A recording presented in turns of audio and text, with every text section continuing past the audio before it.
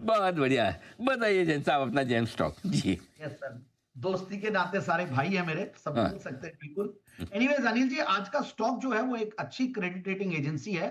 और मतलब ट्रिगोपोलिस्टिक मार्केट है एक तरीके से, बड़ा मतलब और भी है प्लेयर्स, बट जो बड़ी कंपनियां क्रिसिल, इकरा, केयर, इन सबको हमने रेकमेंड किया, बट इस बार मैं इकरा को लाया हूं जैन साहब के जेम्स में। और इकरा को भी काफी बार पहले रेकमेंड किया हुआ है, 10 की कमाई हो या अलग अलग सेगमेंट में, शाम वाले शो में, और अभी रिसेंटली रिपब्लिक डे पे भी दिया। और हर बार टारगेट्स अचीव यूं होते हैं कि इसके क्वार्टरली रिजल्ट्स बढ़िया आते हैं, ग्रोथ कंटिन्यूअसली आ रही है कंपनी में, क्योंकि 15% की कैगर से कंपनी ग्रो कर रही है, सेल्स भी हो या प्रॉफिट्स भी हो। डिविडेंड अच्छा देती है, फिर रिटर्न ऑन कैपिटल एम्प्लॉय 23-24%, क्योंकि बिजनेस जब क्रेडिट नाम आ रहा है, केयर आ रहा है, तो मतलब इन पुराना नाम जो हुआ करता था इसका, information and credit rating agency of India limited, तो इंफॉर्मेशन और क्रेडिट रेटिंग, यानी कि क्रेडिट रेटिंग और नॉलेज और इंफॉर्मेशन के बिजनेस में है। तो दो पार्ट में रेवेन्यूज को ऐसे हम डिवाइड कर सकते हैं कि इनका मेजर जो आता है वो रेटिंग से आता है, और नॉलेज से भी अच्छा खासा इनका रिसर्च रिपोर्ट्स, और ये लोग जो इंडस्ट्री रिसर्च करते हैं वहां से भी अच्छा खासा इनका रेवेन्यू आता है। सो 50%, 59% एंड 34%, और कुछ कंसल्टेंसी से रेवेन्यूज आते हैं।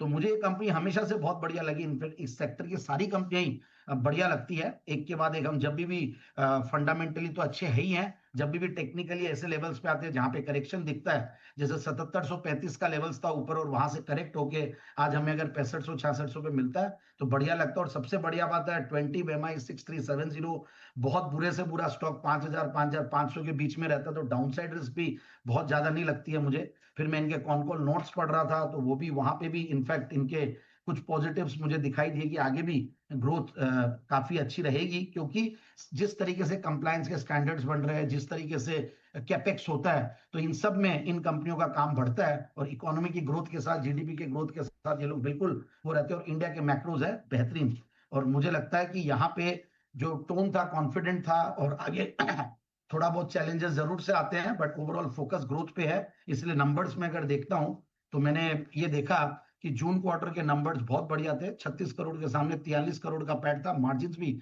31% से 32% बढ़ के आई है, which is also very important. TTM basis पे हाईएस्ट एवर प्रॉफिट्स पे कंपनी बैठी हुई है।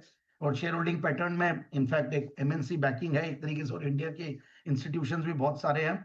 बट ओवरऑल मूडीज इनफैक्ट इसमें अच्छा खासा होल्ड करती है, 51-52% के लगभग, और एफआईआई डीआईआई भी पूरा भरोसा कंपनी पे करते हैं कि काम ही ऐसा है। तो 32-33% उनका है। एंड क्रिसिल जैसे शेयर में in fact one of the multi beggars रहा है राकेश झुनझुनवाला जी के लिए भी। तो ये सेक्टर वैसे काफी बढ़िया है। एंड मेरे साथ सारे ही पैनलिस्ट सब ने ही एक के बाद एक ये स्टॉक्स दिए हुए हैं। और मार्केट कैप मुझे 6400 करोड़ पे कंपनी बहुत सस्ती लगती है, बिल्कुल इन लेवल्स पे लिया जाए। और जो टारगेट्स है वो एक बार 7500 के टारगेट के लिए। ओके, चलिए तो इकरा पर